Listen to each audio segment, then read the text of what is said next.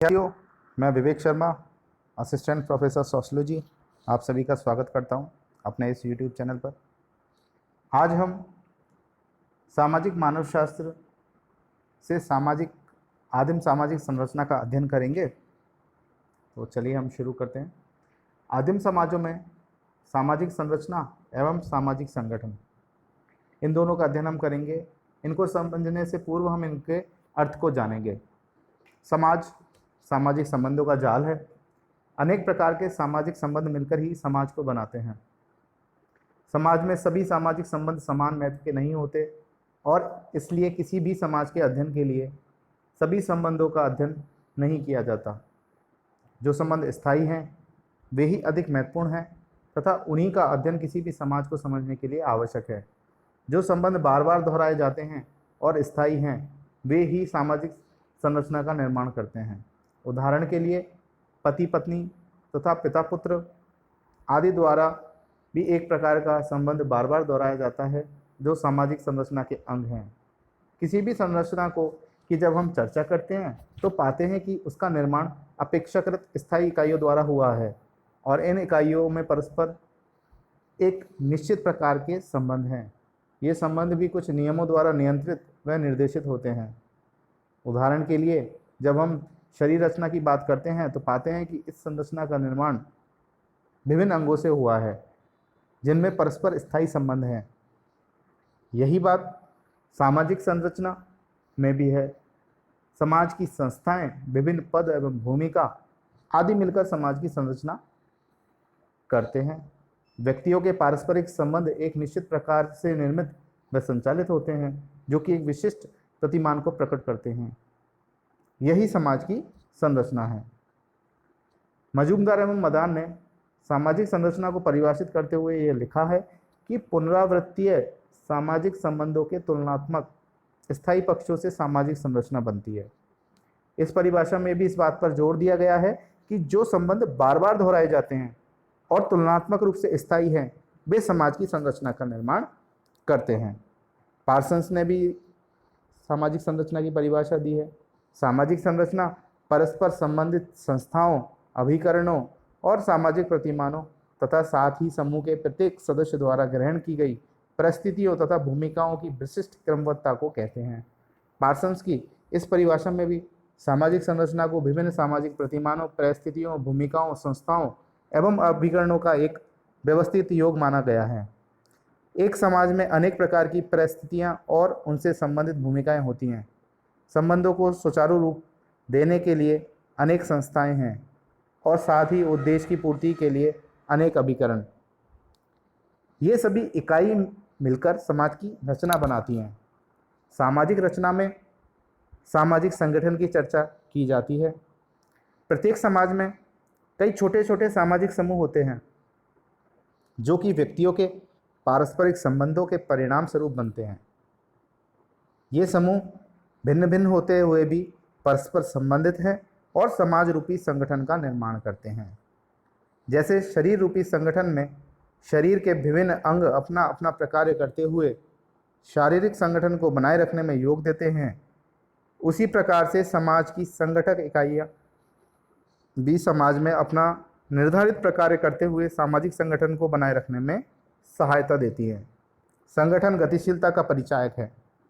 इसी बात को स्पष्ट करने हेतु सामाजिक संगठन को परिभाषित करते हुए मजूमदार एवं मदान लिखते हैं कि चयनित व्यक्तियों द्वारा एक समय विशेष में संचालित सामाजिक संरचना को सामाजिक संगठन कहते हैं।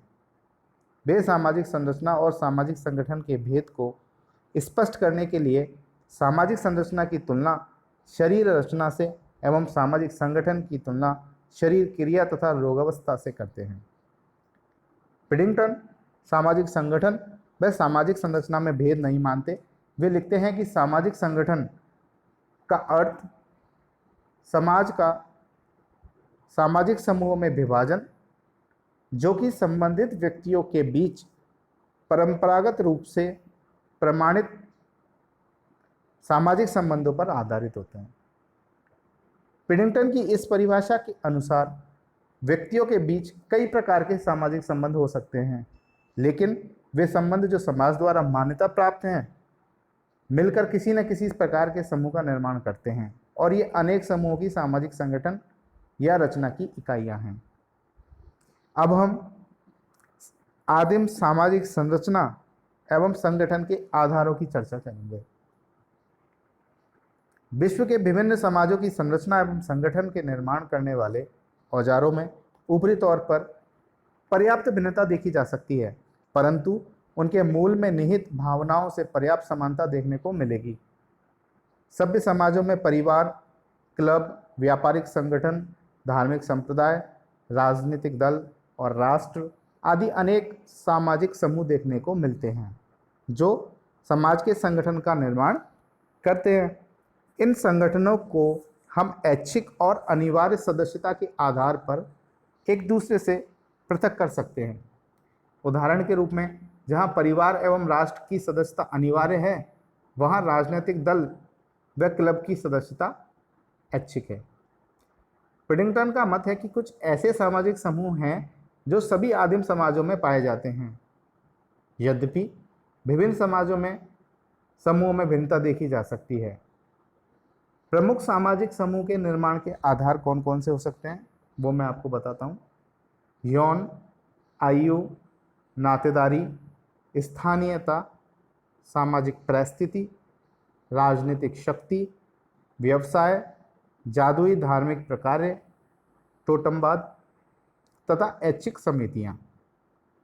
इनमें से नातेदारी व स्थानीयता पर आधारित समूह आदिम समाजों में अधिक महत्वपूर्ण है। हर्स्कोविट्स ने आदिम सामाजिक संगठन में पाई जाने वाली संस्थाओं के दो आधार माने हैं। प्रथम के अंतर्गत नातेदारी पर आधारित संस्थाएं आती हैं और द्वितीय के अंतर्गत वे संस्थाएं जो नातेदारी पर आधारित नहीं हैं। आदिम ही नहीं वरन आधुनिक समाजों की भी प्राथमिक इकाई परिवार मानी जाती है। परिवार के बाद वंश समूह, गोत्र, भ्रातृदल और द्वैध संगठन तथा टोटम समूह आदिम समाजों में महत्वपूर्ण स्थान रखते हैं। इनके अतिरिक्त इन लोगों में यौन भेद पर आधारित समूह, टोने टोटे, जादू टोने व धर्म से संबंधित समूह, गुप्त समितियां, परिस्थिति एवं भूमिका तथा वर्ग व्यवस्था पर आधारित समूह भी पाए जाते हैं। हम आने वाले वीडियोस में आदिम समाज में परिवार, विवाह, नातेदारी आदि को जानने का प्रयास करेंगे और यह भी जानने का प्रयास करेंगे कि आदिम समाज में इनके स्वरूप, भेद एवं प्रकार क्या हैं और वे आधुनिक समाज से क्या समानता और भिन्नता रखते हैं। इसके लिए आप मेरे आने वाले वीडियोस को ज़रूर देखें। धन्यवाद।